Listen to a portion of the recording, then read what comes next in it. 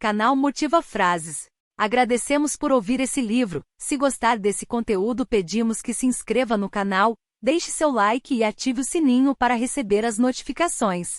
Gratidão por você estar aqui. Capítulo 10. A natureza da iluminação espontânea e a natureza da iluminação artificial. A alma em roupas químicas. Próximo capítulo. Como Seth. Jane sentou-se imóvel em sua cadeira de balanço durante 1 minuto. Seus olhos estavam fechados. Muitas vezes ela me disse que não tem consciência de tão longas pausas enquanto está em transe. A natureza da iluminação espontânea e a natureza da iluminação artificial. A alma em roupas químicas. Agora pode fazer um intervalo e depois começaremos. 21h40. Não percebi até terminar a sessão que esse era o segundo título que Seth dava para o capítulo 10. Talvez minha falha se deva ao fato de termos pulado o ditado do livro segunda-feira. Ver o material mais ou menos no final da sessão 637. Reiniciamos às 21h52. O jovem assistente de um médico famoso escreveu solicitando uma sessão, em 13 de novembro de 1972. Ele veio aqui algumas noites atrás, segunda-feira 5 de fevereiro, e assistiu à aula de Hubert na noite seguinte. Falei com ele nas 2 ocasiões. Ele estivera trabalhando com drogas em um esquema terapêutico durante algum tempo. Antes disso viajara pela Índia finalmente seguindo um guru. Deixou o guru para seguir o médico. Como muitos jovens em todas as épocas, ele estava em sua jornada individual de busca da verdade, revirando todas as pedras em um esforço para descobrir que métodos o ajudariam a descobrir, em letras maiúsculas, o caminho. A meditação trouxera-lhe alguma iluminação, mas o guru, na Índia, disse-lhe que ele precisava praticar uma obediência cega. O médico oferecerá maior liberdade e a esperança de que talvez as portas da verdade, dentro de sua própria alma pelo menos, pudessem ser abertas quimicamente. Assim, nosso buscador voltou para este país e entrou para uma grande organização. Ele viu pessoas doentes, infelizes e neuróticas, sendo levadas a seu novo templo da verdade, no qual as substâncias químicas tomam o lugar, digamos, da comunhão do pão. Ele sentiu que algo bom havia sido feito, mas temia que uma manipulação desnecessária e perigosa também acontecesse. Ele próprio tomara drogas várias vezes, seguindo um controle, primeiro doses pequenas e depois doses maiores. Ele teve experiências particularmente aterradoras. O médico sugeriu-lhe que enfrentasse a si mesmo tomando uma dose maciça, e embora ele não quisesse, finalmente concordou. A experiência foi tão negativa que ele pediu um antídoto, sabendo ao fazê-lo, que isso era contra todas as regras. De qualquer jeito, a droga lhe foi recusada. Ele disse que ficou contente por ter sido forçado a terminar o processo, mas grandes dúvidas o trouxeram até aqui. Finalmente, ele abandonou esse tipo de terapia, buscando outros caminhos. Muitos me procuraram ou escreveram depois de uma viagem ruim, especialmente jovens, sempre grandes buscadores da verdade e muito tentados a recorrer agora ao LSD asterisco como a mais nova substância química ou o mais novo método para encontrar essa verdade. Não estou falando absolutamente de maconha, que é uma coisa totalmente diferente. Um produto natural da Terra. Estou falando de um produto químico que é resultado de seu conhecimento tecnológico. Quando vocês estão felizes e contentes no seu dia a dia, pode-se dizer que se encontram em um estado de graça. Nessas ocasiões, quando se sentem um com o universo, ou quando passam por uma experiência excepcional em que parecem ir além de si mesmos, pode-se dizer que estão em um estado de iluminação que tem muitos graus e níveis. Em qualquer desses estados, sua saúde física se beneficia, falando de um modo geral, embora possam existir algumas crenças bloqueadoras nessa direção. 22h14. Esses estados naturais ativam em suas células memórias passadas que têm a ver com reações celulares agradáveis, provocadas por eventos particulares de sua vida. Este tipo pessoal de memória celular, por sua vez, dá acesso a outras camadas dentro das células, em vários graus. Repito que os átomos e as moléculas contêm dentro de si a memória de suas experiências prévias. Dependendo do estado de iluminação ou graça, essas memórias coletivas que não envolvem necessariamente sua experiência pessoal podem ser ativadas, embora seu próprio envolvimento e os eventos de sua vida talvez apareçam dentro delas em uma estrutura totalmente diferente daquela com a qual você está familiarizado. Qualquer evento de sua vida é escrito na memória do universo, por exemplo, da maneira que você pensa nele. Pausa. Assim, em um estado de iluminação, a memória celular pode ser estimulada, além de um nível mais profundo de conhecimento no qual seu próprio nascimento e morte podem ou não ser explicados. Quer fazer uma pausa? Não. Naturalmente, sem interferências, você irá em momentos diferentes, experienciar espontaneamente tais estados de graça ou iluminação, embora talvez não use esses termos. Você se sentirá em paz consigo mesmo e com seu mundo, ou suplantará a si mesmo, de repente se sentindo parte dos eventos e fenômenos geralmente não considerados como você. De uma ou de outra forma, porém, essas experiências são naturais e fazem parte de sua herança. Sua mente consciente, repito, é uma parte de seu eu interior e está sempre mudando. Em termos de consciência da espécie, ela é um desenvolvimento de grande significado e extrai força dessas fontes de vitalidade e rejuvenescimento que chegam naturalmente à consciência. Os psicólogos em geral são procurados por pessoas que já estão em dificuldade, pois o homem feliz não tem necessidade deles. Poucos estudos têm sido feitos para descobrir por que o homem feliz é feliz, mas as respostas dele viriam muito a propósito. Ácido lisérgico de etilamida 25. Uma viagem pode durar de 5 a 8 horas ou até mais. Mas não existe uma única experiência psicodélica para todos, seja em termos de tempo ou de conteúdo, a coisa toda é intensamente pessoal.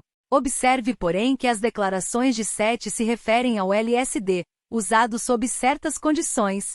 Existem outros alucinógenos químicos, por exemplo, que não são mencionados aqui. Em terapias que usam doses maciças de LSD, ocorre uma insanidade quimicamente imposta. Por insanidade quero dizer uma situação na qual a mente consciente é forçada a um estado de impotência.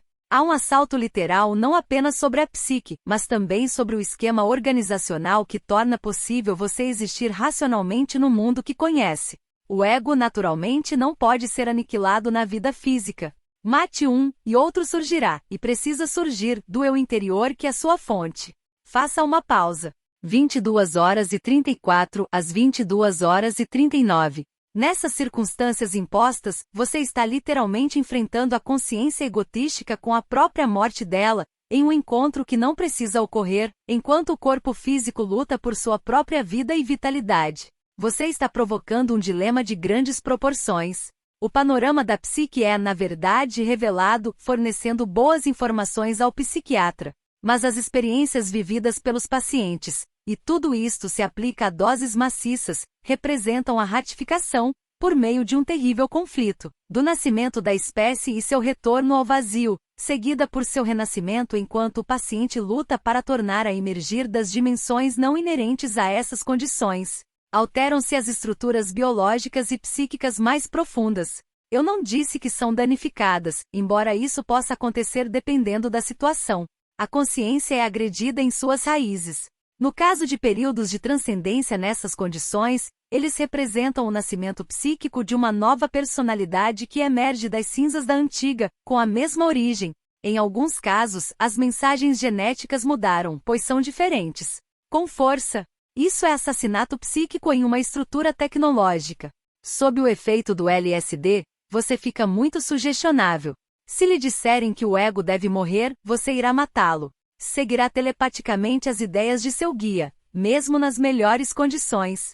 Pausa longa. O renascimento psíquico pode deixá-lo com uma série de problemas completamente novos, que surgirão no berço dos antigos, ainda indecifráveis. O novo ego é bem consciente das condições de seu nascimento. Ele sabe que nasceu da morte de seu predecessor, e por toda a sua alegria transcendente, muito natural por ocasião de seu nascimento, ele teme a aniquilação que lhe deu origem. A integridade natural da criatura não é a mesma. Ela jamais confiará no mundo físico da mesma forma, pois sua aliança com ele não é tão segura, ainda muito positivamente. O eu que nasceu no corpo e cresceu com ele, desapareceu, e um outro eu surgiu daquela organização anterior. Essas automudanças acontecem naturalmente no decorrer da vida, e quando em determinado momento o eu se altera, fica diferente do que era. Quando isso ocorre sem intervenções, temos um reflexo inato da criatividade da psique em seu próprio ritmo ligado às estações da mente, do sangue, da consciência e das células, de maneiras que vocês ainda não entendem. A estrutura completa, porém, e suas relações secundárias mudam juntas. Entretanto, a mente consciente não é capaz de assimilar os resultados. O homem cresce e vive através de mortes que acontecem constantemente nele, e viaja por nascimentos, durante sua vida, que ele não compreende. Jane debruçou-se para a frente para dar ênfase. Essas doses maciças de LSD ativam quimicamente todos os níveis de memória celular, a tal ponto que, em certos termos, eles já não têm controle de si mesmos, e as lembranças podem então surgir inesperadamente quando o sistema está sob tensão. A saudável aliança biológica e psicológica fica então enfraquecida. Faça uma pausa. 23B02, 23h24. É somente porque você acredita que o ego é um enteado do eu, que se esforça tanto para trazer seu conhecimento interior para fora. É só porque as pessoas não têm consciência do poder de recuperação de sua própria consciência que elas concordam com esses tipos de procedimento. Assim, paciente e terapeuta compartilham a crença de que a mente consciente não tem fácil acesso ao conhecimento necessário. Eles também compartilham outras crenças, como, por exemplo, que o eu interior é um repositório de temores, terrores e selvagerias incivilizadas reprimidas, que o eu interior precisa ser forçado a livrar-se dessas coisas para poder expressar seu poder, energia e força em termos criativos e positivos, e que, portanto, o eu precisa primeiro enfrentar todos esses terrores do passado e resolvê-los para poder livrar-se dos temores do presente. Ora, este é simplesmente outro sistema de crenças no qual o paciente e o terapeuta atuam. A espontaneidade dessas sessões realmente parece apresentar aos psiquiatras e psicólogos um mapa da psique. Estatisticamente, as experiências individuais, embora diferentes, naturalmente seguem um padrão. O padrão de crenças conscientemente reconhecidas e que provocam uma reação telepática. Por baixo disso, um panorama definido, embora distorcido, da psique pode ser percebido em símbolos. Esses símbolos são a tentativa da consciência de retratar a memória celular. Movimentos psíquicos sempre citam as moléculas. O conhecimento latente e inato das moléculas que flui com facilidade constrói o conhecimento das células sorrindo. Eles trabalham juntos harmoniosamente. Sob o assalto psíquico forçado de doses maciças de LSD, a própria compreensão das moléculas tenta romper-se. Ora, isso não é algo que seja percebido fisicamente. A própria integridade celular pode ser ameaçada. Hulbert está muito certa ao pensar que isso é muito pior do que qualquer terapia física de choque. Pior que tudo, não há necessidade dela. Todo esse tratamento repousa sobre a ideia de que a mente consciente é profundamente inadequada, que os problemas profundos lhe são desconhecidos, que sua tarefa é ser simplesmente analítica e que é incapaz de lidar com material muito intuitivo ou psíquico. Suas crenças fazem com que seja assim. 23h38. Ataques desse tipo à sua consciência desafiam a estabilidade de sua espécie e insultam a integridade da criatura. Você pode dizer que essas substâncias químicas são naturais porque elas existem dentro da realidade que você conhece, mas o corpo está equipado para lidar com ingredientes que vêm da terra. Grandes doses dessas drogas artificiais não são facilmente assimiladas e provocam confusão biológica. Dentro de sua estrutura nativa, alguns índios americanos usam mescalina à sua própria maneira, mas não como glutões, atordoando e aniquilando seus sistemas. Eles aceitam-na como um ingrediente natural pertencente à estrutura terrena. Não tentam detonar sua própria existência. Usam-na para aumentar suas percepções inatas. Eles tornam-se parte de tudo que e como deviam, sem morrer para o que são. Conseguem assimilar seu conhecimento para dirigi-lo intencionalmente tanto para sua vida individual como para sua estrutura social. Também usam a mescalina dentro de seu sistema de crenças naturalmente, no qual sua condição de criatura é compreendida e aceita normalmente. A mente consciente é vista como um complemento e não como um dano para o ser biológico. Como mencionado antes, seção 621, capítulo 4, estas são, falando de modo simples, duas escolas de pensamento em voga nos dias de hoje. Uma acredita que a mente consciente e o intelecto têm todas as respostas, mas para essa escola isso significa que a mente consciente é analítica acima de tudo e que pode encontrar todas as respostas por meio apenas do raciocínio. A outra escola acredita que as respostas estão nos sentimentos e emoções. Ambas estão erradas. O intelecto e os sentimentos juntos formam sua existência, mas a falácia está particularmente na crença de que a mente perceptiva precisa ser analítica acima de tudo, opondo-se, por exemplo, à compreensão ou assimilação do conhecimento psíquico intuitivo. Nenhuma dessas escolas compreende a flexibilidade e as possibilidades inerentes à mente consciente, e a humanidade mal começou a usar seu potencial. Vamos ao ditado. Você quer fazer alguma pergunta? Não. O material sobre seu gato estará disponível quando você quiser. Está bem. Obrigado. Já era muito tarde e nós dois estávamos cansados. 7. Também mencionar a disponibilidade de dados sobre a vida e a morte de Rooney na sessão cancelada de segunda-feira.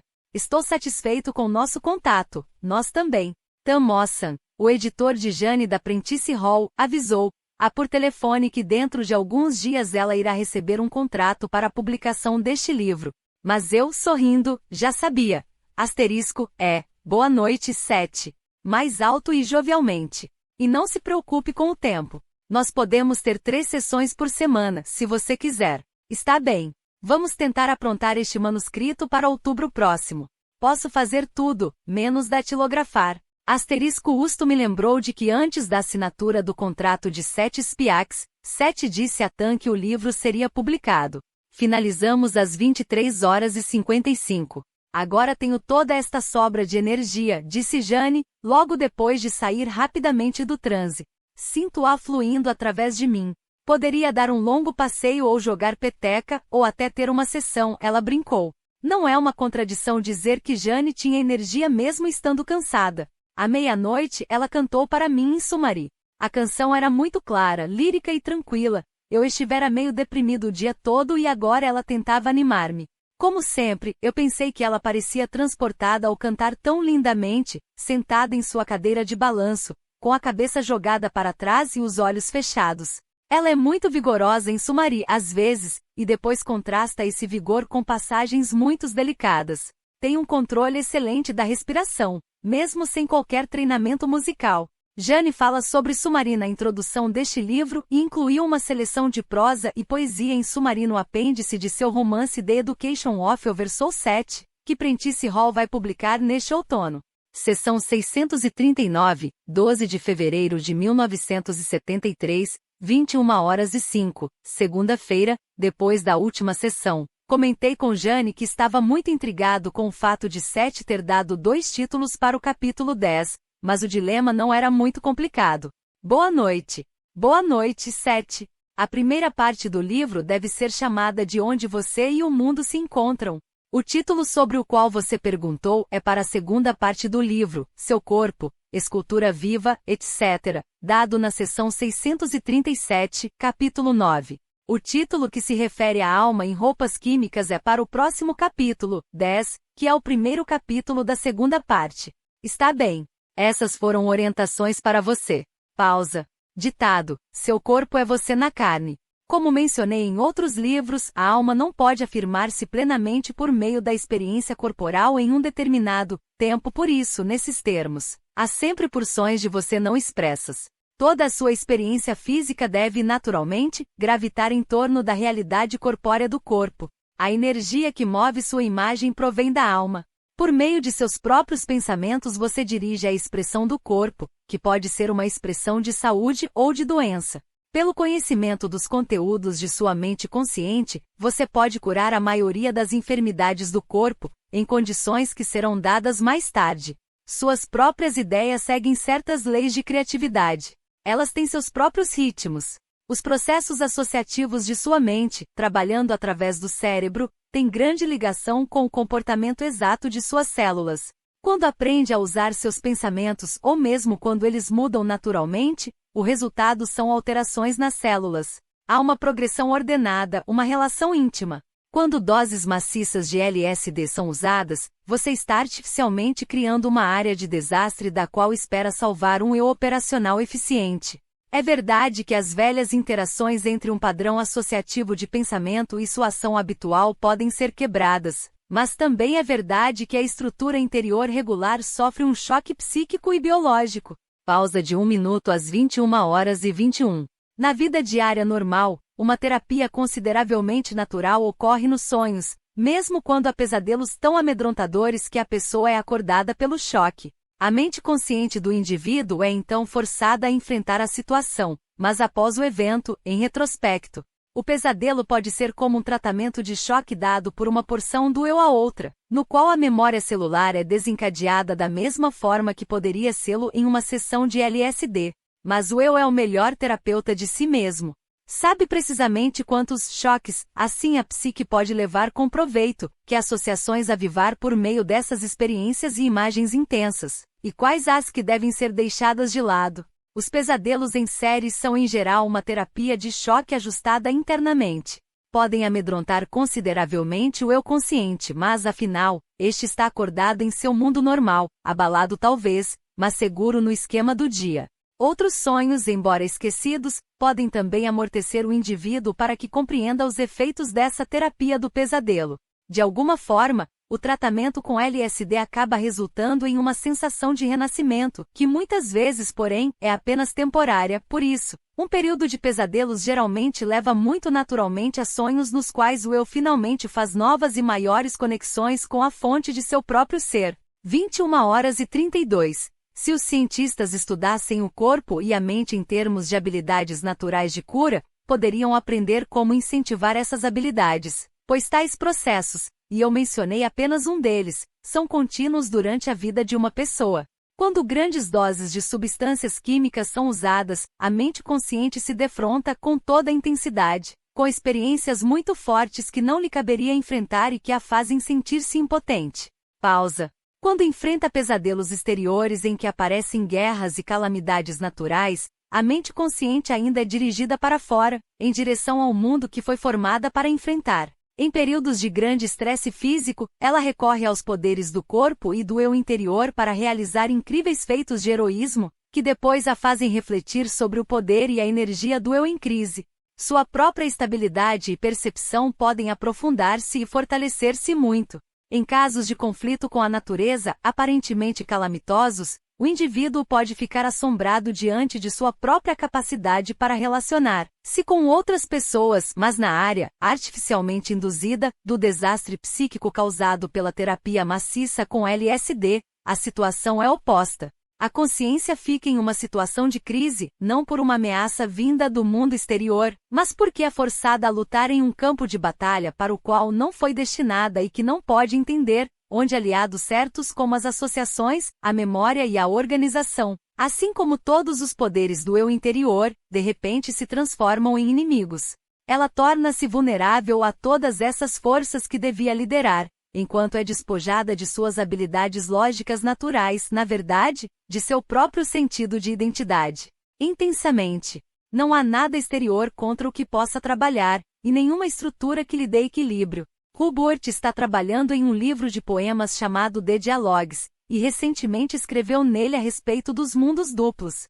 Uma noite ele estava à janela da cozinha, e sem estar usando drogas, viu uma poça de água de chuva de repente transformar-se em uma criatura viva, maravilhosamente fluida que ficou em pé e caminhou enquanto a chuva escorregava por seu corpo líquido. Ele encheu-se de alegria ao observar essa realidade. Sabia que no mundo físico a poça era plana, mas que estava percebendo outra realidade, igualmente sólida, uma realidade maior, na verdade, na qual a criatura, chuva tinha seu ser. Por um momento ele viu mundos duplos com sua visão física. Embora a experiência fosse divertida, poderia ter se transformado em um pesadelo, caso sua mente consciente não a tivesse compreendido claramente. Caso ele tivesse saído da casa, por exemplo, e começado a encontrar criaturas vivas em cada poça de chuva, e se por nada deste mundo, conseguisse fazê-las voltar ao que eram. Da forma que aconteceu, porém, a experiência foi benéfica. Quando, porém, a mente consciente é forçada a enfrentar desafios muito menos agradáveis, e ao mesmo tempo tem roubado seu poder de raciocínio, você na verdade insulta a base de seu ser, da mente consciente? Pode fazer um intervalo. 21h51. O transe de Jane fora muito profundo, seu ritmo rápido como desde o início deste livro. Ela agora bocejava sem parar. Quando teve a experiência com a poça de água, assim como uma outra descrita em seguida, eu lhe pedi que escrevesse um relato dos dois eventos no caso de Seth e referir-se a eles em algum ponto. O material dela é apresentado com uma seleção apropriada de poesias de dialogues, nas notas do próximo intervalo. Reiniciamos, um pouco mais devagar, às 22h20. Ditado: um cochicho bem-humorado. Eu cochichei de volta, está bem. Alguns momentos depois da experiência de Hubert com a criatura da chuva, ele teve outra. Seus olhos estavam bem abertos e ele estava de pé na pequena cozinha, quando de repente apareceu diante dele uma luz amarela, suave e redonda. Ele viu-a fisicamente, mas não encontrava uma causa física para essa luz, que durou vários segundos e desapareceu. Quando ele a viu, pulou para trás. A última estrofe do poema que ele terminara pouco antes do jantar falava de uma luz que iria iluminar ambos os mundos, um da alma e outro da carne. Conscientemente ele pensou que a luz devia ter sido causada por um raio, mesmo sabendo com outra porção de si, que esse não era o caso. Um momento mais tarde, a estrofe do poema lhe veio à mente e ele fez a ligação. A mente consciente ficou perturbada um momento, mas assimilou a informação. O significado da luz irá tornar-se ainda mais claro através dos sonhos de Hubert, a continuação intuitiva do poema e um exemplo físico. O significado da luz irá revelar-se normalmente quando ele estiver pronto para percebê-lo em sua plenitude. Embora o evento tenha ocorrido, como qualquer evento ainda não está concluído. Na experiência com drogas mencionada antes, na última sessão de repente são impingidos à mente consciente símbolos e eventos espantosos, e ainda mais, dentro de um contexto no qual o tempo como ela o conhece tem pouco significado. A mente consciente, não pode refletir subjetivamente sobre os fenômenos, pois eles acontecem com muita rapidez. A duração desses fenômenos talvez pareça distorcida e grotesca para ela, e nesse período a ação pode parecer impossível. Nenhuma separação entre o eu e a experiência pode ser permitida. Até uma experiência exaltada pode ser um ataque à consciência, caso seja forçada. O preço pago é alto demais no que concerne à personalidade total. Os sentimentos que em geral se percebem em sessões posteriores, digamos, de renascimento na verdade são isso. As antigas organizações do eu caíram, e as novas estruturas rejubilam-se em sua unidade e vitalidade. Aqui existe, com frequência, uma base fortemente suicida. O conhecimento de que o velho eu não foi bem sucedido, está presente portanto, que garantia tem o assim chamado novo eu? Pausa. Repito que o corpo é uma escultura viva. Você está nele e forma-o, e ele será você para todos os propósitos e intenções, enquanto você for físico. Você deve se identificar com seu ser material. De outra forma, irá sentir-se alienado de sua identidade biológica. Esta identidade é seu eu físico através do qual, agora em seus termos, tudo deve se expressar. Você é mais do que apenas seu ser temporal. Sua vida como criatura depende de sua aliança com a carne. Você existirá quando seu corpo estiver morto, mas falando de maneira prática, estará sempre trabalhando através de uma imagem de si mesmo. Vários meses mais tarde, entretanto, Jane não se lembrava de qualquer sonho com a luz. 22h42. Caso se identifique apenas com seu corpo, poderá sentir que a vida após a morte é impossível. Caso se considere apenas um ser mental, não se sentirá vivo na carne, mas separado dela. Pense em si mesmo como criatura física agora. Saiba que mais tarde você ainda atuará por meio de outra forma, mas o corpo e o mundo material são seus meios atuais de expressão. Essas atitudes são sumamente importantes. Em uma forte experiência com drogas, você tira uma demonstração física de sua estrutura natural, apresentando-a de tal forma que suas reações usuais não fazem sentido. O mundo pode estar desabando sobre você, por exemplo, mas não há uma defesa física adequada nem uma retaliação possível. O psiquiatra pode dizer: flua completamente com a experiência. Se necessário, aniquile-se. Isso insulta sua herança biológica e o bom senso da mente consciente. Pausa. Estou bem cônscio das ligações religiosas distorcidas que existem aqui. Morra para si mesmo e renascerá. Você não irá matar-se. O que você considera o eu morre e renasce constantemente, como as células de seu corpo. Biológica e espiritualmente falando, vida nova depende dessas mudanças e transformações, mortes e nascimentos inumeráveis que ocorrem naturalmente tanto nas estações da Terra como nas da psique. Vagarosamente às 22h54. Mude flexivelmente com a graciosa dança de todo ser, que se reflete no universo do corpo e da mente. Isso não inclui a crucificação do ego. É sempre por não confiarem no eu natural que vocês recorrem à terapia com drogas. Os indivíduos que buscam tratamento temem a natureza de sua própria identidade mais do que qualquer outra coisa. Ficam então prontos para sacrificá-la. Pausa, depois sorrindo. Seus pensamentos e crenças formam sua realidade. Não existe como Joseph, o nome de Sete para mim, disse em nosso intervalo, nenhuma terapia mágica, somente a compreensão de sua própria e grandiosa criatividade, e o conhecimento de que você mesmo faz seu mundo.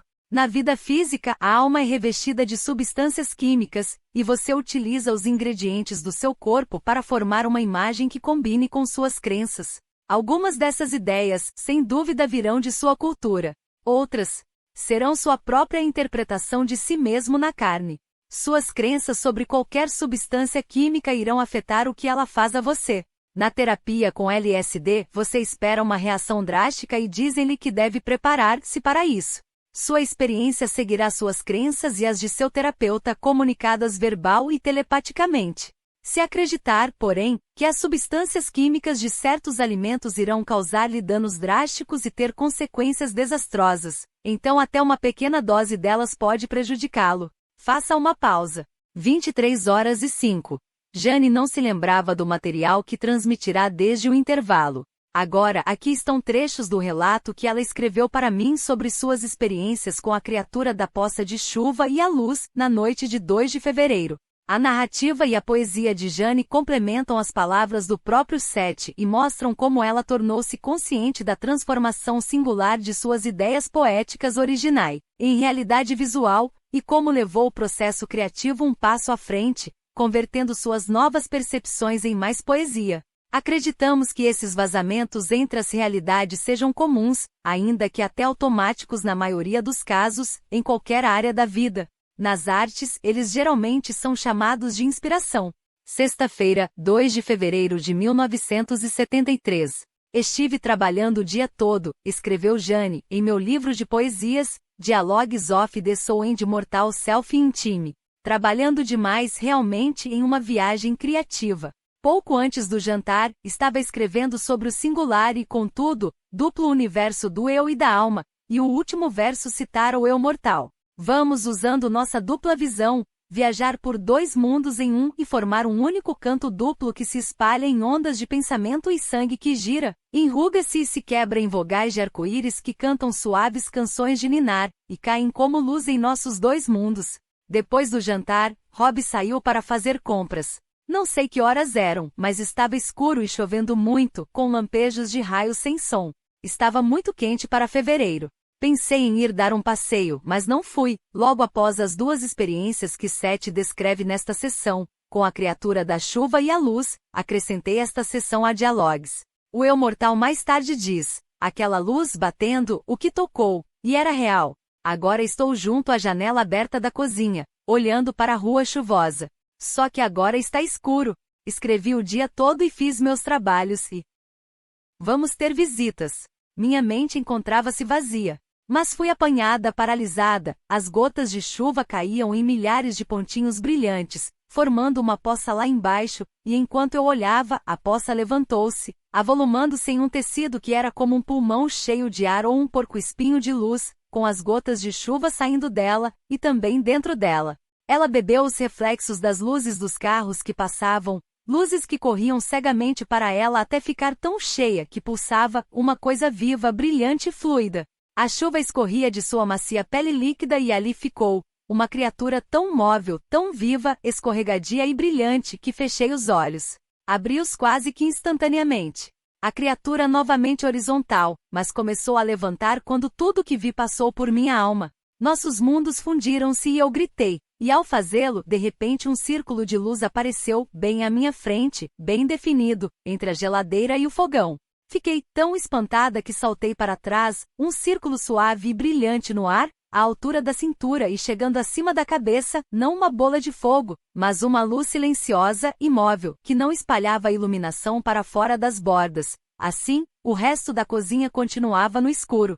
Luz naturalmente, mas nenhum lampejo saía da geladeira e do fogão. E não havia feixe de luz dentro ou fora da cozinha de onde pudesse sair. Estava suspensa no ar como um súbito girassol, maior que a vida, mas sem sementes nem caule. Um presságio? A luz que você disse que escreveria nossos mundos duplos e únicos, aparecendo em meu universo, vindo do seu? Seja qual for sua causa ou origem, senti que apareceu por um motivo, e gostaria de saber qual é. Sei que a poça era natural, e neste mundo plana, enquanto que com outra visão vi sua contraparte elevar-se brilhando e quase caminhar, mas se aquela luz veio do mundo que conheço, então preciso admitir que não sei como.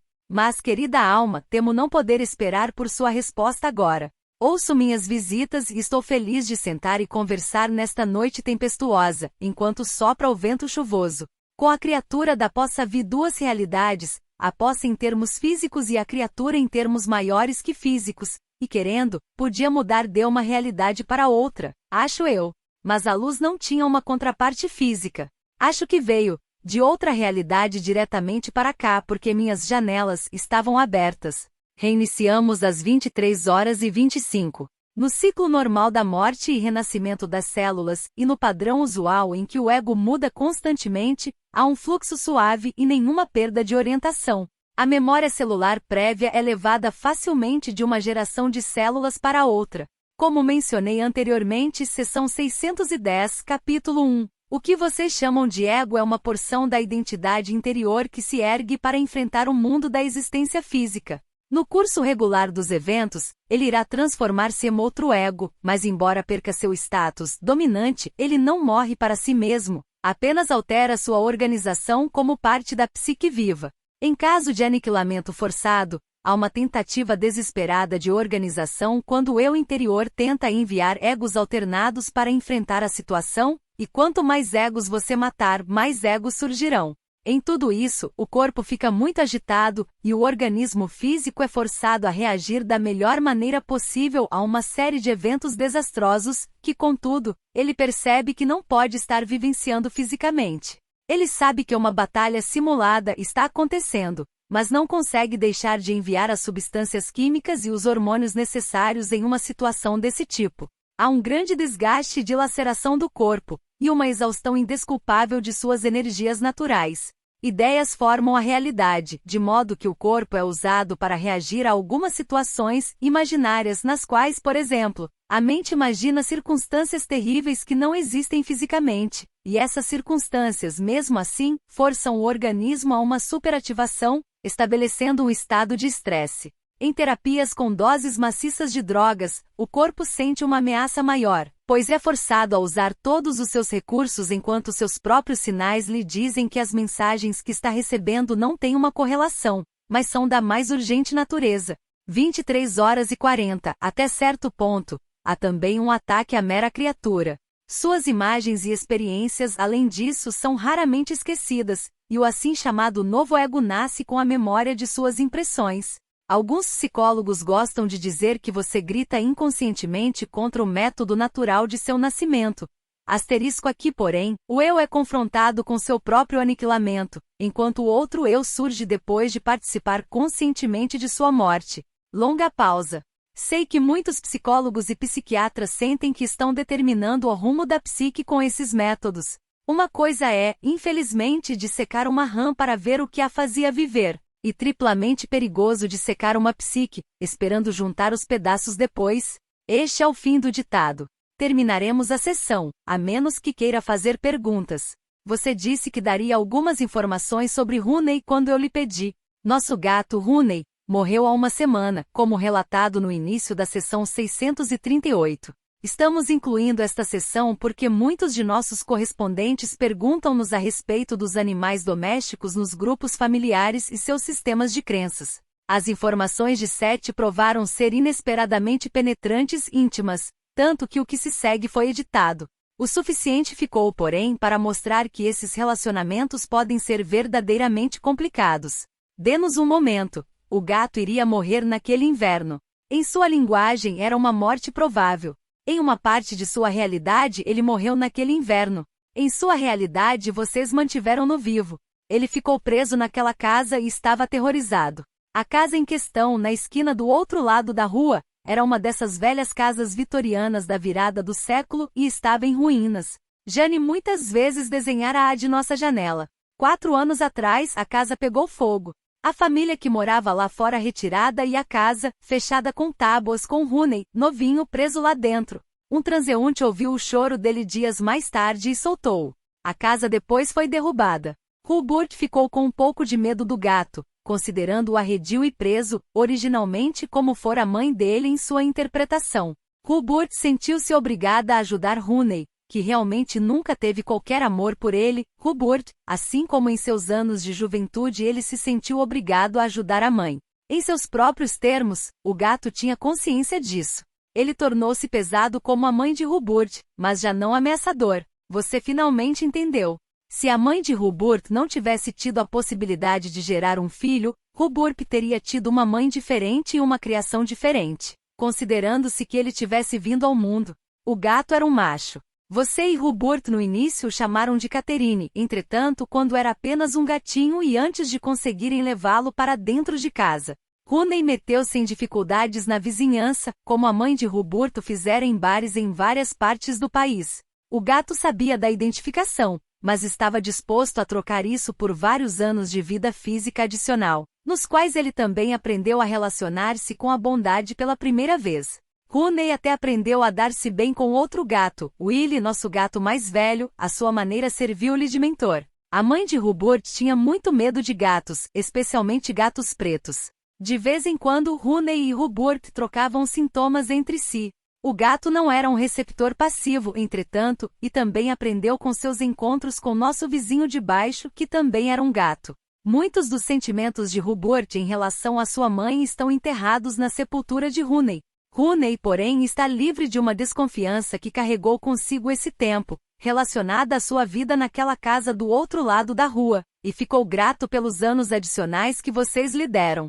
Ele também simbolizava a própria infância difícil de Hubert, que até certo ponto, foi vencida simplesmente no decorrer natural dos eventos. Com a morte da mãe de Hubert no ano passado, o propósito de Rooney foi cumprido em relação a Hubert. Rooney até prestou um serviço final, pois por causa de sua morte, Hubert enfrentou a natureza da dor e da criatura, que a vida de sua mãe tanto o fizera temer. Isso basta. Obrigado. Minhas calorosas saudações. O mesmo para você, 7. Boa noite. 0h08. Jane não se lembrava desse material 7 referir-se a probabilidades e sugerir a reencarnação na ligação com Rooney. Eu percebi enquanto lia as notas, mas antes que eu pudesse perguntar sobre tais relacionamentos, ele voltou com uma página de informações para Jane a respeito de outro assunto. Então, quando tornou a sair do transe, Jane disse, ele tem material sobre Willie também, mas ela estava ficando cansada. A sessão terminou às 0h21. Sessão 640, 14 de fevereiro de 1973, 21h27, quarta-feira. Uma neve molhada começara a cair depois do jantar. Na hora da sessão, parecia que a precipitação de neve poderia ser uma das mais fortes do ano. A vizinhança estava silenciosa e tranquila, até o tráfego na frente de nosso apartamento parecia arrastar-se, para variar. Boa noite. Boa noite, 7. Ditado. Há sistemas de retroalimentação, feedback, dentro do corpo e da psique, que operam para formar estruturas ideais de equilíbrio para seu crescimento e desenvolvimento. Aqui há uma certa diferença, mencionada anteriormente, seção 636, capítulo 9, entre você e os animais e o modo particular em que você cria sua realidade. Pausa. Estou tentando pegar um ritmo que seja bom para suas anotações. Eu estou bem. O fluxo de cadências de 7 Jane fora irregular desde o início da sessão, e eu começara a pensar se devia interromper e perguntar o que estava vendo. Depois dessa troca, porém, a transmissão de Jane voltou ao normal, em um ritmo bem deliberado. No homem, os pensamentos conscientes são muito importantes, pois dirigem a atividade inconsciente. Falando comparativamente de uma forma particular, vocês são mais responsáveis pelos efeitos físicos que os animais com seus instintos. Isso lhes dá um feedback tanto consciente como inconsciente, que pode ser usado para testar sua experiência e alterar a natureza dessa experiência. Os sistemas terapêuticos são parte importante desta interrelação, e eles estão sempre atuando. De certa forma, ocorre um estado de graça ou iluminação onde existe o maior equilíbrio estável da mente consciente com outros níveis da psique e do corpo. Um reconhecimento biológico e espiritual da totalidade do indivíduo dentro de si mesmo e sua relação com o universo em geral. Esses estados levam a uma condição de saúde e eficiência mental, psíquica e física. A grande margem de ação da mente perceptiva através do intelecto e de sua ligação com os sentidos permite que qualquer evento insignificante dê origem a tais experiências. A focalização intensa é uma das características da mente consciente, e você pode chamá-la de limitada, porque ela inclui apenas a dimensão física, mas dentro desse campo corporal, ela tem grande liberdade para interpretar uma determinada dimensão da maneira que desejar. A mente consciente pode, por exemplo, ver uma rosa como símbolo da vida ou da morte, da alegria ou da tristeza. E em certas circunstâncias, sua interpretação de uma simples flor pode provocar profundas experiências que evocam o poder e a força dos recursos internos do ser. Como os atributos da consciência egotística têm sido tão mal interpretados, vocês geralmente consideram apenas em suas funções analíticas separadoras, que são muito importantes por separarem campos maiores de percepção, formando campos menores que podem ser compreendidos fisicamente. A mente consciente, porém, também é um grande sintetizador. Ela junta diversos elementos de sua experiência e reúne-os em novos padrões. Esses organismos servem então como despertadores ou estimulantes das porções interiores do eu, sempre fornecendo novas experiências. O eu interior responde através da riqueza de sua própria estrutura psíquica, enviando, por assim dizer, habilidades particularizadas sempre novas para atender às circunstâncias. 21h45. Quando seu corpo e sua mente estão trabalhando juntos, a relação entre os dois é harmoniosa, e seus sistemas terapêuticos naturais o colocam em um estado de saúde e graça. Eu disse antes, seção 614, capítulo 2, por exemplo, que seus sentimentos seguem o fluxo de suas crenças, e se isso não lhe parece verdadeiro, é porque não está consciente dos conteúdos de sua mente consciente. Você pode fechar seus olhos físicos. Pode também fechar os olhos da mente consciente e fingir não ver o que lá se encontra. O homem corre para tantas terapias que se originam fora do eu, porque não confia em sua própria natureza terapêutica básica nem compreende realmente sua mente consciente ou inconsciente. Parece que as tecnologias e as invenções causaram muito mal, o que realmente aconteceu.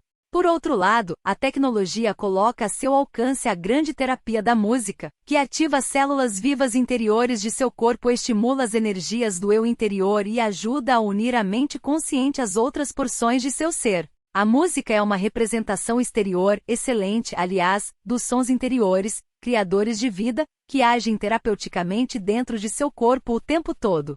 Ver capítulo 5. A música é uma lembrança consciente de ritmos interiores mais profundos, tanto de som como de movimento. Ouvir música que você gosta em geral traz-lhe à mente imagens que lhe mostram suas crenças conscientes de formas diferentes. A cura natural pelo som pode acontecer também com coisas simples como ouvir a chuva. Você não precisa de drogas, hipnotismo ou mesmo meditação.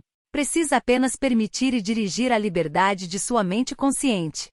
Ela fluirá através de seus pensamentos e imagens, que produzirão sua própria terapia. Muitas vezes, porém, vocês evitam este tratamento natural e fogem de pensamentos conscientes assustadores que, por sua vez, os levam à fonte de crenças negativas, onde poderiam ser enfrentados. Vocês poderiam viajar através deles, ao encontro de sentimentos de alegria e vitória. Em vez disso, muitos aceitam o caminho das drogas, por exemplo, onde esses sentimentos e pensamentos são atirados sobre a pessoa ou arrancados dela à força. Enquanto o conforto estabilizador da mente consciente lhe é negado, pode fazer um intervalo. 22h01, 22 HL6. Como elo de ligação entre os universos interior e exterior, os sonhos são uma de suas maiores terapias naturais e um de seus recursos mais eficazes. Geralmente eles não são analisados de acordo com suas próprias crenças atuais. Vocês aprenderam a interpretá-los por procedimentos muito estereotipados. Disseram-lhes, por exemplo, que certos objetos ou imagens que aparecem em seus sonhos têm um significado definido, não necessariamente o seu próprio, mas um que é indicado pela escola de pensamento psicológica, mística ou religiosa na qual você possa estar interessado.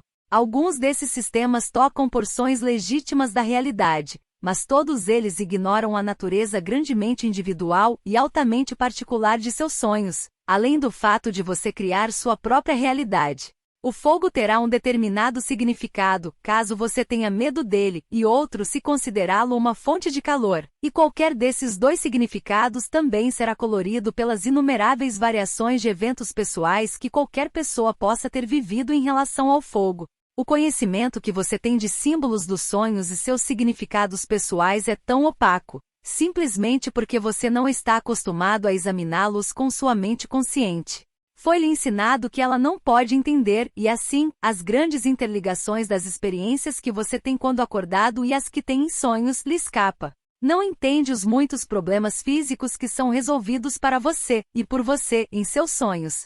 Isso acontece com muita frequência, quando conscientemente coloca o problema diante de si, afirma-o com clareza e depois adormece. O mesmo acontece, porém, mesmo sem esse cenário consciente. Os sonhos lhe dão todos os tipos de informação a respeito do estado de seu corpo, do mundo em geral e das prováveis condições exteriores que suas crenças atuais irão causar. Os sonhos lhe fornecem uma estrutura experimental na qual experimentar ações prováveis e decidir quais as que deseja materializar fisicamente. Não apenas os pesadelos, como mencionei antes, na última sessão, mas muitos outros sonhos seguem ritmos de uma natureza terapêutica muito mais eficaz do que qualquer droga. Os soníferos podem interferir nessa atividade. Terei muito a dizer neste livro sobre a natureza criativa e curadora dos sonhos, e métodos fáceis que podem ajudá-lo a utilizar essas condições mais eficazmente. Aqui desejo simplesmente mencionar alguns dos caminhos naturais para a autoiluminação e estados de graça, que podem ser processos alternativos para os que acreditam que não existe outro caminho a não ser a intimidação do ego, seja pelo uso de substâncias químicas ou por outros métodos calculados para privar o ego de seus poderes, pelo menos momentaneamente, em vez de ensiná-lo a usar as grandes habilidades de assimilação que possui. Sua natureza, além de possuir habilidades naturais e gerais de cura, tem seus próprios gatilhos únicos e particulares, provindos de sua experiência. Eles podem ser aprendidos, reconhecidos e utilizados por você. Nesta área, alguns eventos realmente importam. Circunstâncias sem qualquer significado para os outros podem ser usadas para abrir seu próprio depósito de energia e força interior. Elas incluirão eventos que você viverá sonhando ou acordado. Se desejar reviver certas experiências, pense nelas conscientemente antes de dormir e diga a si mesmo que elas voltarão. Se qualquer atividade, por mais estranha ou boba que possa parecer, lhe trouxer satisfação, persiga-a. Qualquer um desses métodos de cura pode fazê-lo ultrapassar as sensações de bem-estar e força, saúde física e vitalidade, rumo às sublimes experiências da iluminação e da graça.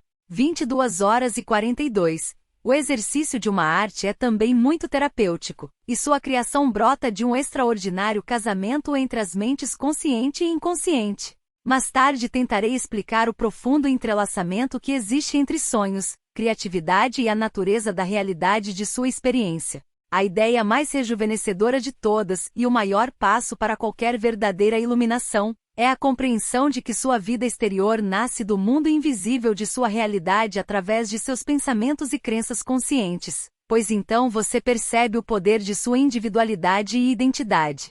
Você é imediatamente confrontado com escolhas e já não pode se ver como vítima das circunstâncias. Contudo, a mente consciente surgiu exatamente para lhe dar escolhas, para livrá-lo da experiência de mão única, para deixá-lo usar sua criatividade para formar compreensões diversificadas, variadas.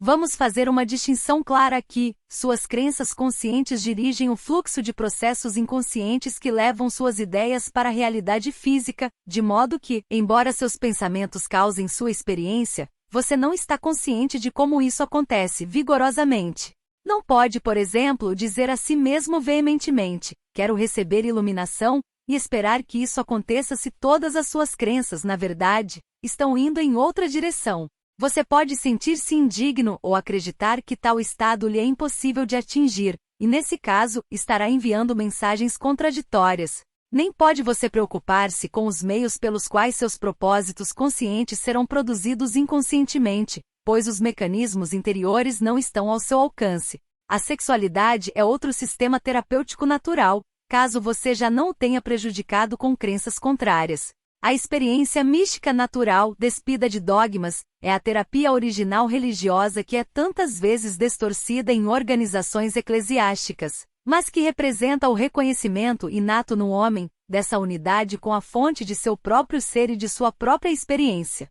Quer fazer uma pausa?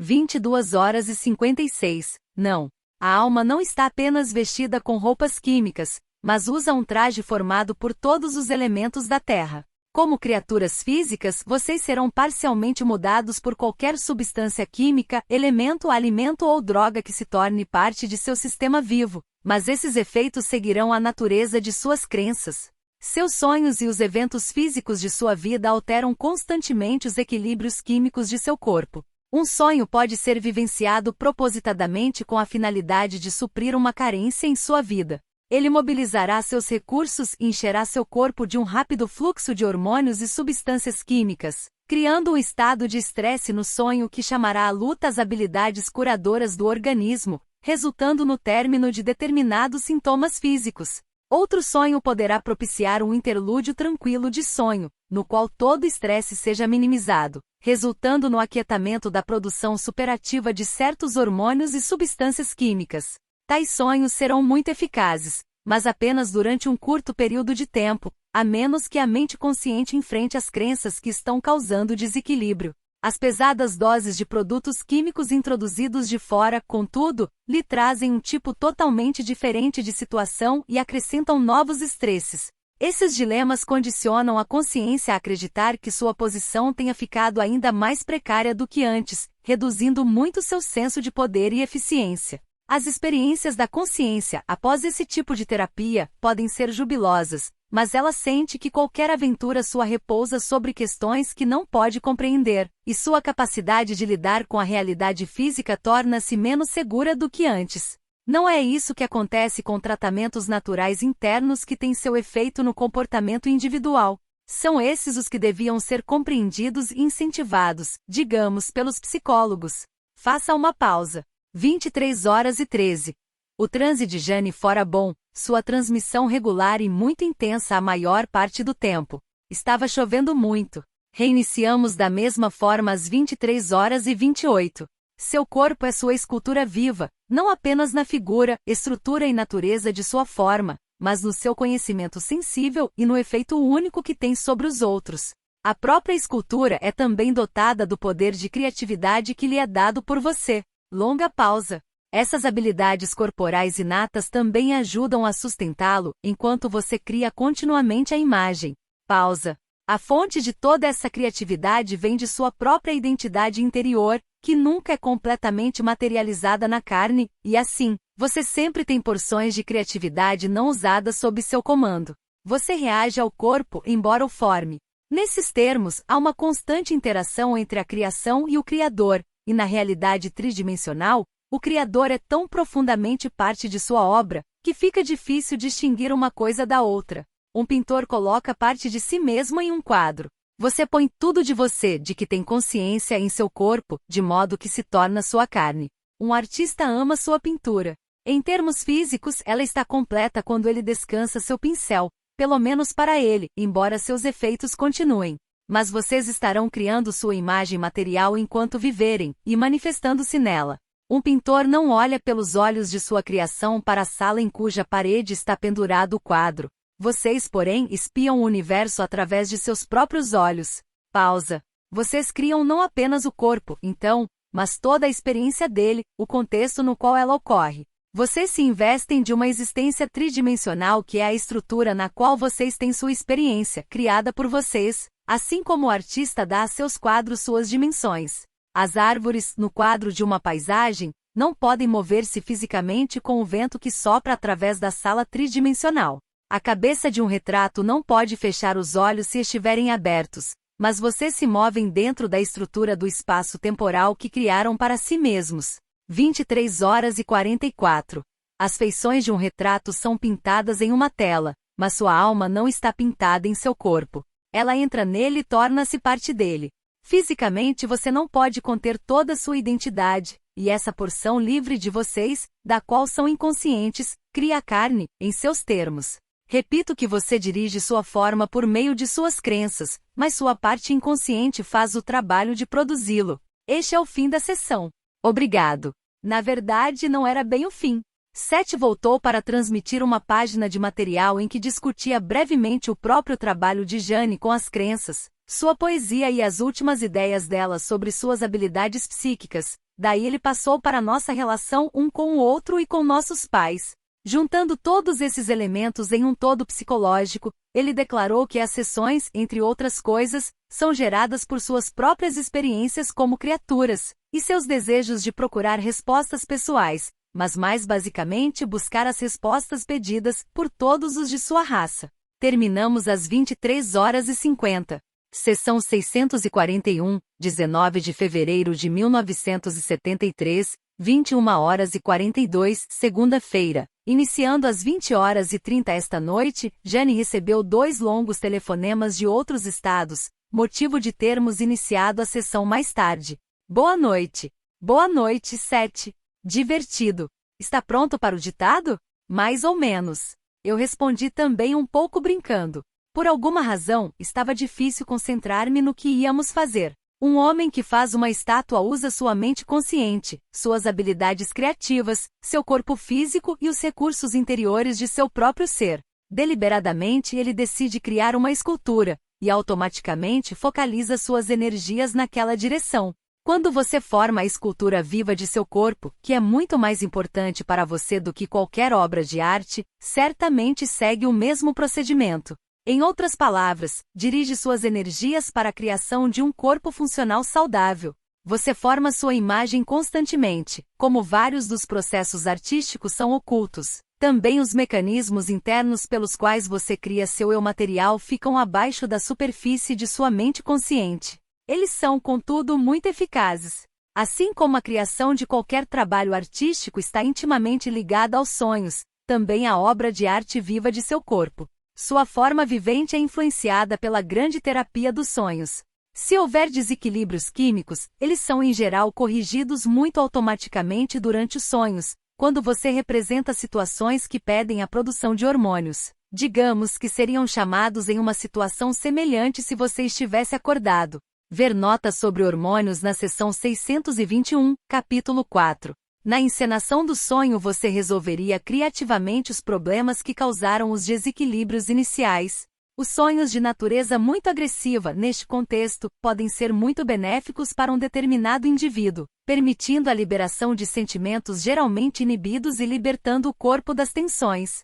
Por essa terapia constante do sonho, tanto o corpo como a mente se regulam em alto grau. Assim, sua carne é afetada por seus sonhos.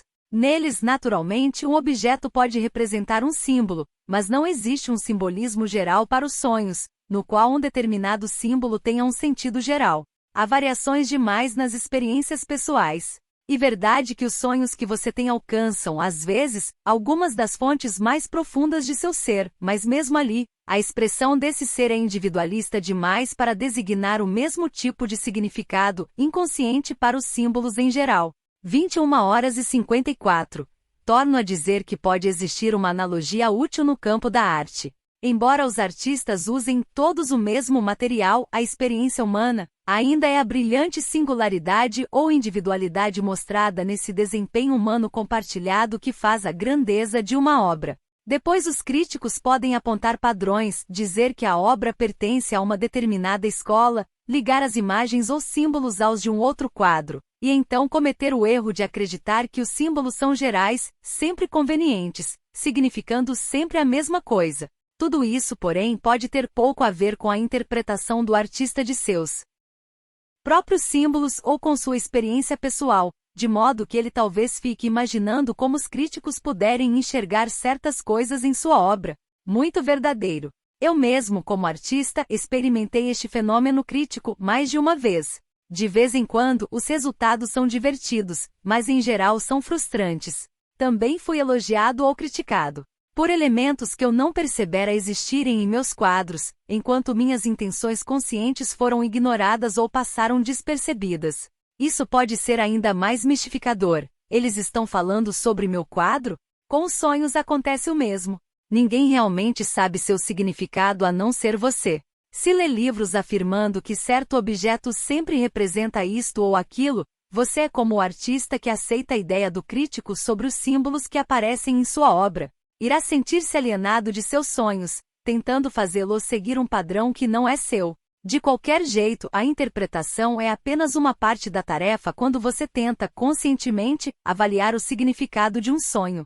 O trabalho verdadeiro é feito durante o próprio sonho, em níveis psíquicos e biológicos profundos. O acontecimento do sonho afeta toda a sua condição física, e assim, tem um efeito terapêutico constante, que resulta da situação psíquica estabelecida dentro de qualquer cenário de sonho pausa, e nela os problemas ou desafios de sua existência são resolvidos. Muitas ações prováveis se realizam, sendo então projetadas no provável futuro. Quando você entende a natureza de suas próprias crenças, pode aprender a usar o estado do sonho mais eficazmente para seus propósitos conscientes. Essa é uma das terapias naturais mais eficazes e é a estrutura interna onde ocorre grande parte da construção de seu corpo físico. Pode fazer uma pausa breve agora. 22h14. O ritmo de Jane fora regular. A referência a probabilidades no material me fez lembrar do capítulo 7 de Sete Spiaks. Naquele capítulo, Sete faz uma de suas citações prediletas: todo ato mental abre uma nova dimensão de realidade. De certa forma, seu mais leve pensamento faz nascer em mundos. Reiniciamos às 22h33. Há um ponto aqui que eu gostaria de demonstrar. Algumas das drogas dadas a pacientes mentais impedem o fluxo natural da terapia dos sonhos em diferentes graus. A outra coisa a respeito da medicina, embora como mencionei antes, seção 624, capítulo 5, se você aceita as crenças médicas ocidentais, não estou sugerindo que de repente abandone todos os médicos. Mas, naturalmente, qualquer perturbação química do corpo se normalizará quando os problemas interiores que a causaram forem resolvidos por meio de qualquer dos métodos interiores de cura. O novo equilíbrio sinaliza ao organismo que um problema interior foi resolvido. O corpo, a mente e a psique estão mais ou menos operando juntos. Quando surgirem novos desafios psíquicos, outra rodada de terapia natural terá início em padrão rítmico.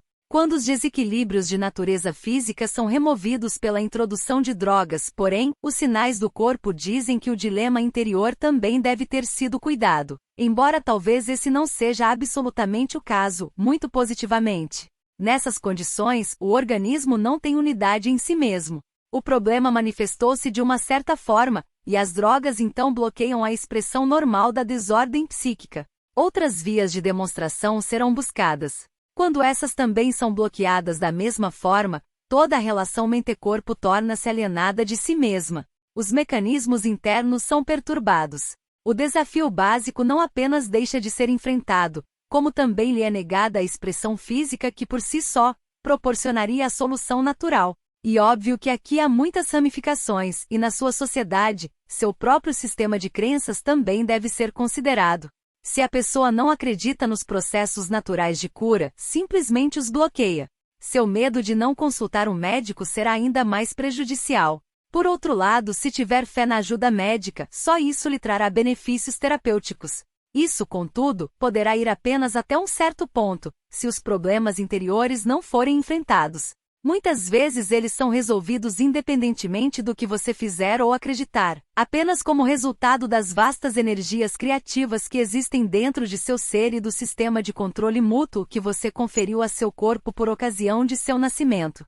22h49. O mesmo se aplica a condições mentais que têm um jeito, às vezes, de se resolverem melhor sem suas terapias profissionais do que com elas. Muitas vezes ocorrem curas apesar de seus bem-intencionados tratamentos. Uma das últimas ideias é que certas condições mentais são causadas por desequilíbrios de substâncias químicas.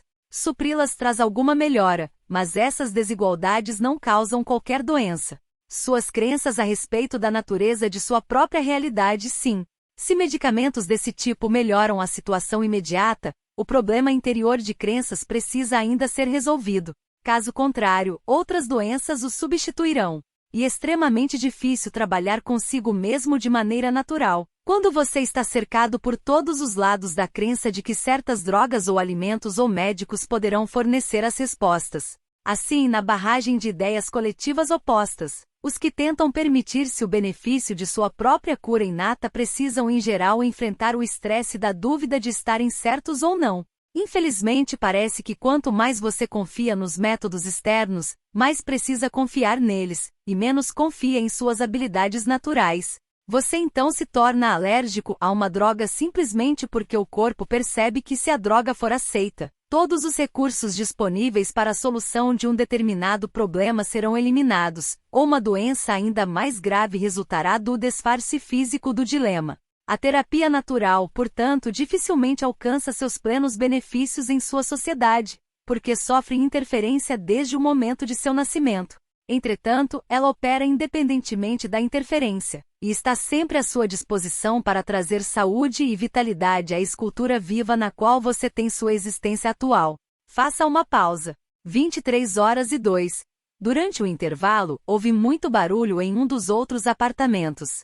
Parecia que várias pessoas estavam arrastando móveis de um lado para outro. O barulho era tanto, que me surpreendi ao ver Jane entrando em transe outra vez. Reiniciamos vagarosamente às 23h14. Pausa. As doenças mentais geralmente indicam a natureza de suas crenças, ao concordarem ou conflitarem com as das outras pessoas. Nestes casos, os sistemas de crença são diferentes dos da sociedade, a tal ponto que efeitos óbvios aparecem em termos de comportamento. Como com muitas doenças físicas, existem pontos de crise, mas a pessoa pode muito bem encontrar sua própria solução. Até com as assim chamadas desordens mentais, porém, a orientação do corpo é muito importante. Além das crenças da pessoa sobre sua própria forma e sobre sua relação com outros e com o tempo e espaço. Pausa. Em geral, há desequilíbrios químicos neste tipo de situação, produzidos inconscientemente pela pessoa com o fim, às vezes, de resolver uma série de eventos alucinatórios. A manutenção de tal sonho objetivo requer uma mudança química do estado normal de consciência desperta. É importante observar que seja qual for a doença mental ou física adotada, ela é escolhida por uma razão, e é um método natural que o próprio indivíduo sabe que está, física e mentalmente equipado para resolver. 23h28. Agora tudo estava quieto. Diferenças de personalidade têm, é óbvio, muito a ver com o tipo de doença adotada ou o mal que você pode infligir à sua própria escultura viva. Ora, os problemas interiores que você encontra são sempre construtivos, desafios que o levarão a uma realização maior. Um problema causado por culpa, por exemplo, materializado fisicamente como uma doença, serve para levá-lo a enfrentar e vencer a ideia da culpa, a crença nela que você tem em sua mente consciente. O próprio corpo está sempre em um estado de transformação, de tornar-se. Você pensa nele alcançando um certo pico e depois se deteriorando ou se tornando menos. Isso acontece porque você não vê o corpo como a expressão de seu ser na carne. Ele reflete as estações da terra e da carne. No que você considera como você, ele espelha uma condição com grande fidelidade e desembaraço. Na velhice faz a mesma coisa, mostra você na carne, tanto quando entra como quando sai dela, e aí há grandes variações. Muitos cessam de criar seus corpos e morrem quando ainda jovens por uma variedade de razões, naturalmente, mas alguns morrem por acreditarem que a idade avançada é vergonhosa e que somente um corpo jovem pode ser belo. As crenças sobre idade, portanto, afetam o corpo e todas as suas capacidades. Como mencionei anteriormente, seção 627, capítulo 6, você pode ficar surdo por acreditar firmemente que isso acontece com a idade, e altera a composição química de seu corpo de acordo com as crenças que tem sobre a atividade dele nas várias etapas de sua vida. Os elementos, as substâncias químicas, as células, os átomos e as moléculas compõem parcialmente sua escultura viva, mas é você quem dirige suas atividades por meio de crenças conscientes que então canalizam todos os grandes poderes criativos que dão vida a seu corpo e fazem com que ele reflita constantemente o eu que você acredita ser. Mais alto, sorrindo depois de uma transmissão intensa. Fim da sessão e quase fim do capítulo. A menos, naturalmente, que você queira fazer perguntas. Acho que não. Então lhes desejo uma boa noite, obrigado 7. E calorosas saudações aos dois. Boa noite, 23h40. Sessão 642, 21 de fevereiro de 1973, 21h11, quarta-feira. Boa noite. Boa noite 7. Ditado. As terapias naturais do corpo podem ser invocadas com grandes resultados, como vocês verão no próximo capítulo. Falaremos sobre a maneira de incentivar isso, e também sobre o papel da mente consciente como orientadora da alma em roupas químicas. Fim do capítulo.